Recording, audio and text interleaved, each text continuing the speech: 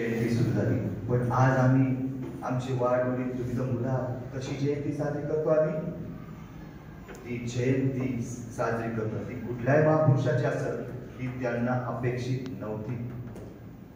छत्रपती शिवाजी महाराज म्हटलं का 19 फेब्रुवारी, स्वामी विवेकानंद म्हटलं की 12 जानेवारी, बरोबर की नाही? 12 जानेवारीला अजून कोणाची जयंती आहे? आम्ही शाळेत साजरी करतो की नाही? या राज्याच्या ज्याला आम्ही राजमाता म्हणतो, कोण आहे? ज्यांनी शिवबा घडवला, माता जिजाऊ. ऐक नाही बघा, स्त्रियांची अनेक उदाहरणे राज्यात आहे, पण छत्रपती हे माता जिजाऊंनी केलं. आम्ही 11 एप्रिलला क्रांतीसूर्य महात्मा फुले यांची जयंती साजरी केली की नाही? 14 एप्रिलला कोणाची जयंती साजरी केली? बरोबर की नाही? मग आमच्या शिक्षण व्यवस्थेमध्ये सर्व महापुरुष, बरोबर की नाही, आम्ही यांची जयंती साजरी करतो.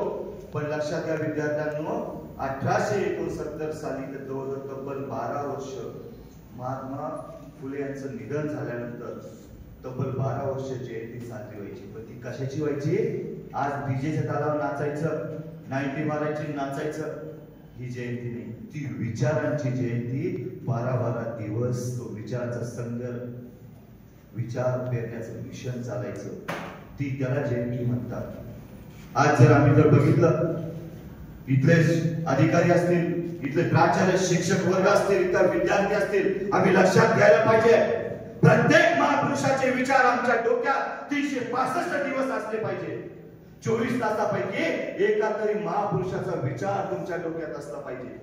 1991 ला शाळा शिकत असताना माझ्याच गावामध्ये एक बनसोडे नावाचे मुख्याध्यापक होते, आणि ते मुख्याध्यापक एमबीपी मध्ये शाळा शिकत असताना म्हणायचे की आमच्या अंगात देवी देवता येतात, देवी देवता येतात, त्यावर मी विरोध करणार नाही, कारण आम्हाला धर्म स्वातंत्र्य